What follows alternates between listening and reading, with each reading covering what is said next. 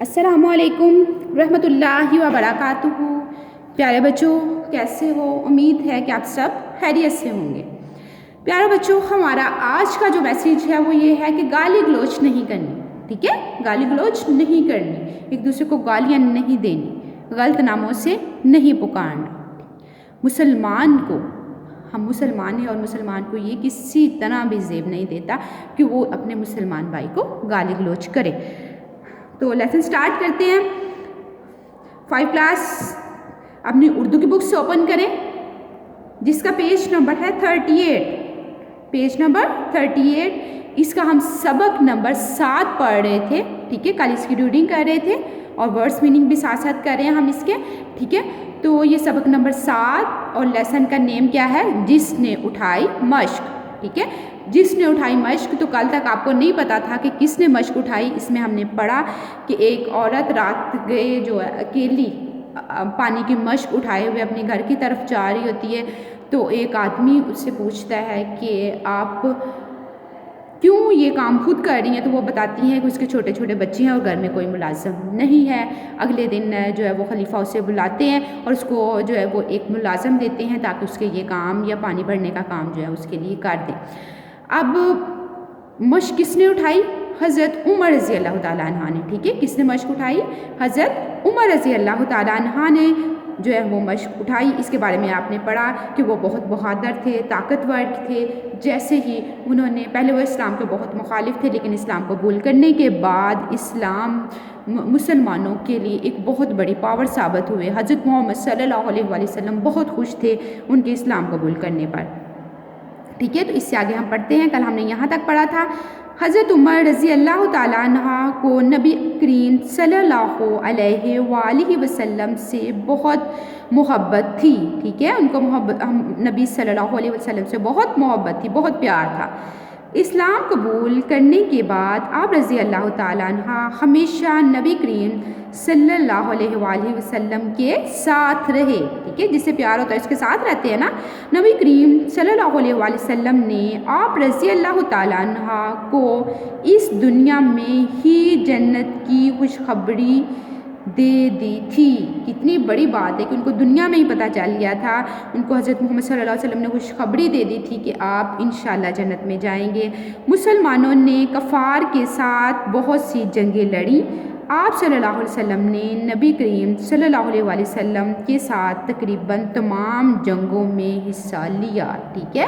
تمام جنگوں میں حصہ لیا اور شجاعت و بہادری کے جوہر دکھائے، ٹھیک ہے؟ بہت بہادر تھے انہوں نے اور ساری جنگوں میں انہوں نے شجاعت و بہادری کے جوہر دکھائے۔ حضرت ابو بکر رضی اللہ تعالیٰ عنہ کی وفات کے بعد حضرت عمر رضی اللہ تعالیٰ عنہ مسلمانوں کے دوسرے خلیفہ بنے۔ یہ بات یاد رکھنے کی ہے 5 کلاس کہ حضرت محمد صلی اللہ علیہ وسلم کے بعد حضرت ابو بکر صدیق سب سے پہلے خلیفہ تھے۔ اس کے بعد دوسرے نمبر پہ جو خلیفہ بنے وہ کون تھے؟ حضرت عمر رضی اللہ تعالیٰ عنہ ہمارے دوسرے خلیفہ تھے۔ خلیفہ بن کر آپ رضی اللہ تعالیٰ عنہ نے جو طرز عمل اختیار کیا، اس کا مقابلہ دنیا کا کوئی حکمران نہیں کر سکتا۔ دیکھیں چیلنج ہو گیا ہے، چیلنج والی بات آ گئی ہے کہ جو انہوں نے طرز عمل اختیار کیا کوئی نہیں کر سکتا۔ کوئی کر سکتا ہے آج کے زمانے میں کہ گلیوں میں گشت کرے اور دیکھے کہ کسی کو کوئی تکلیف ہے؟ نہیں کر سکتا۔ آپ رضی اللہ تعالیٰ عنہ عوام کی ہر ضرورت کا خیال رکھتے تھے۔ آپ رضی اللہ تعالیٰ عنہ لوگوں کے حالات جاننے کے لیے رات کو گلیوں میں گشت کرتے تھے۔ کر سکتا ہے کوئی حکمران ایسے؟ آپ رضی اللہ تعالیٰ عنہ نے کمزوروں، بیواؤں اور مسکینوں کے لیے وظیفے مقرر کر رکھے تھے، ٹھیک ہے؟ جن کے لیے کوئی سہارا نہیں تھا کمانے کا، ان کے لیے کیا کیا تھا؟ وظیفے مقرر کر دیے تھے۔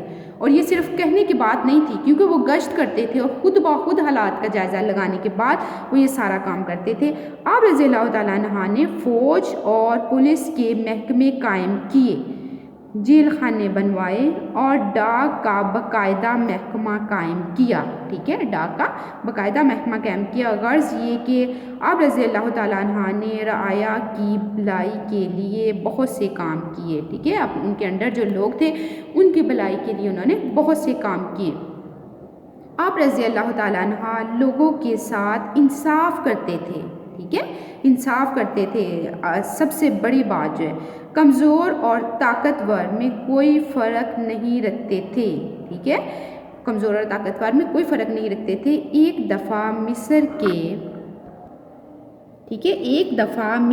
کے ایک غریب شخص نے آپ رضی اللہ تعالیٰ عنہ سے شکایت کی کہ گورنر عمرو بن العاص رضی اللہ تعالیٰ عنہ کے بیٹے نے دوڑ کے مقابلے میں مجھ سے ہارنے پر مجھے کوڑے مارے ہیں۔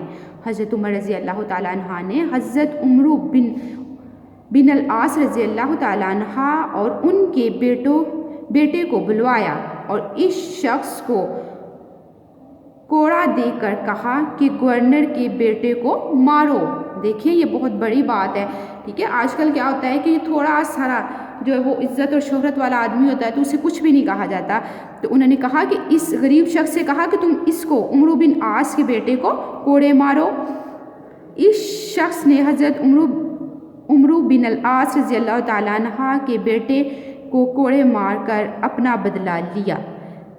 اس طرح حضرت عمر رضی اللہ تعالیٰ عنہ نے ثابت کر دیا کہ اسلام کی نظر میں امیر، غریب، حاکم اور عوام سب برابر ہیں۔ دیکھیں یہ ترازو بنا ہوا ہے، ٹھیک ہے، تو یہ اس بات جس کے دونوں پلڑے برابر ہیں، یہ کس چیز کو شو آف کرتا ہے کہ اسلام کی نظر میں امیر اور غریب دونوں برابر ہیں، حاکم اور عوام دونوں برابر ہیں، ٹھیک ہے، اور حضرت عمر نے یہ بات ثابت کر دی۔ حضرت عمر رضی اللہ تعالیٰ عنہ بہت بڑے حکمران تھے، لیکن سادہ زندگی بسر کرتے تھے، ہمیشہ نہایت سادہ غذا کھاتے۔ آپ رضی اللہ تعالیٰ عنہ فرمایا کرتے تھے کہ عمدہ ہوتی ہے اچھی غذا کھانا میری طاقت سے باہر نہیں، لیکن میں اس ڈر سے عمدہ اچھی کھانوں کے قریب نہیں جاتا کہ قیامت کے دن اللہ تعالیٰ کو ان کا حساب کیسے دوں گا۔ دیکھیے کتنی بڑی بات ہے، حاکم تھے پھر بھی یہ سوچتے تھے اگر عمدہ غذا کھاؤں گا تو اللہ کو اس کا حساب کیسے دوں گا۔ آج کل یہ نہیں سوچا جاتا۔ سادگی کا یہی عالم آپ رضی اللہ تعالیٰ عنہ کے لباس میں بھی تھا۔ آپ رضی اللہ تعالیٰ عنہ ہمیشہ موٹے کھدر کے پیوند لگے کپڑے پہنتے تھے۔ کئی دفعہ آپ رضی اللہ تعالیٰ عنہ کے پاس کپڑوں کا ایک ہی جوڑا ہوتا، اسی کو دھوتے اور پہن لیتے تھے۔ ایک دفعہ آپ رضی اللہ تعالیٰ عنہ جمعے کی نماز میں دیر سے پہنچے۔ لوگوں نے وجہ دریافت کی تو فرمایا میرے پاس ایک ہی قمیص تھی۔ دیکھیں کتنی بڑی بات ہے، حاکم ہے، ٹھیک ہے، حاکم ہے اور لیکن وہ کیا کہہ رہے ہیں کہ میرے پاس ایک ہی قمیص تھی، اس کو دھونے اور سکھانے میں دیر ہو گئی، ٹھیک ہے، اسی کو دھو رہے ہیں، اسی کو پہن رہے ہیں، اور آج کل کوئی ایسا عالم نہیں ہے۔ آپ رضی اللہ تعالیٰ عنہ کا دور اسلامی تاریخ کا سنہرا دور ہے۔ آپ رضی اللہ تعالیٰ عنہ کے دور میں اسلامی سلطنت دنیا کی عظیم ریاستوں میں شمار ہونے لگی، ٹھیک ہے، عظیم ریاستوں میں، کیونکہ وہ بہت بہادر تھے، لوگ ان سے ڈرتے بھی تھے، ان کا ایک رعب اور دبدبا تھا، شجاعت اور بہادری تھی ان میں، شمشیر زنی جانتے تھے وہ، ٹھیک ہے، جس کی وجہ سے اسلام کے دشمن آپ رضی اللہ تعالیٰ عنہ کو شہید کرنا چاہتے تھے۔ آخرکار ایک دن جب آپ رضی اللہ تعالیٰ عنہ فجر کی نماز